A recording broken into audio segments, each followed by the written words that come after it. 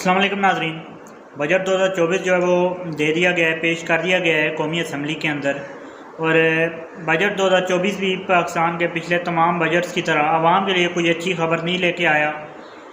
ज़्यादातर तो ऐसे ही होते हैं बजट पाकिस्तान में। बहुत से बजट आए हैं 76-75 सालों में। मेरे ख्याल से कोई भी बजट जो है पाकिस्तानी अवाम के लिए फ़ायदे का बायस नहीं बना। पाकिस्तानी अवाम हमेशा से पिसती चली आ रही है पिछली 7 तिहाइयों से, और पाकिस्तान बनने के बाद कोई ख़ास अवाम के लिए खुशखबरी नहीं आई। ये बजट भी कुछ ऐसा ही था। सरकारी मुलाजमीन को एक लालीपॉप देने की कोशिश की गई।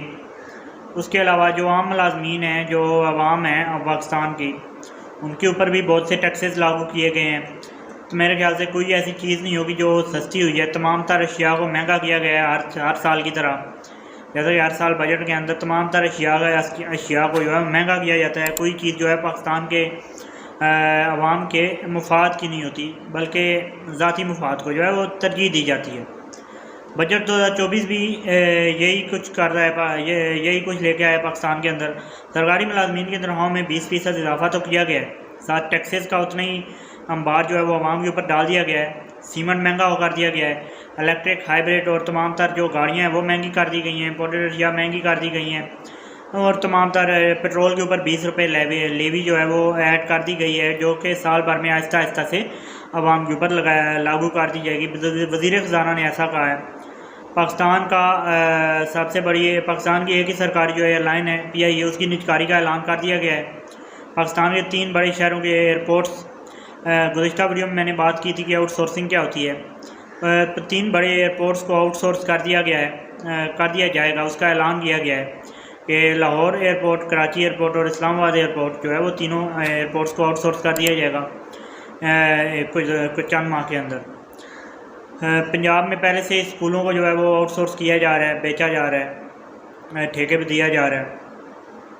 आप सोच लें पाकिस्तान का जो मुस्तकबिल है वो किस तरफ जा रहा है। नौकरियों को ख़त्म कर दिया गया है। किसी किस्म की नौकरियां पाकिस्तानियों के लिए नहीं रहीं। कुछ भी पाकिस्तानियों के लिए जो है वो अच्छा नहीं रहा।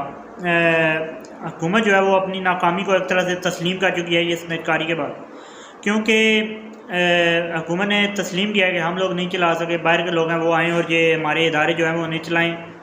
हुकूमत अगर चला सकती तो इन इदारों को आउटसोर्स ना करती। हुकूमत ने अपनी नाकामी जो है वो तस्लीम कर लिया। अब एहतसाब कौन करेगा? मेरे ख्याल से एहतसाब करने के लिए इस मुल्क में कोई नहीं है। एहतसाब आवाम का हो रहा है। आवाम का एहतसाब आए दिन हो रहा है महंगाई के ज़रिए। आवाम जो है वो चक्की में पिस रही है। आवाम मुश्किलात का शिकार है। आवाम के पास खाने पीने को रोटी नहीं है। आवाम की मुश्किलात बढ़ाते जाओ और अपनी मुश्किलात को कम करते जाओ। इसी के साथ इस वीडियो में इतना ही। चैनल को सब्सक्राइब, वीडियो को लाइक कर दें। मुझे दीजिए इजाज़त। अल्लाह हाफ़िज़।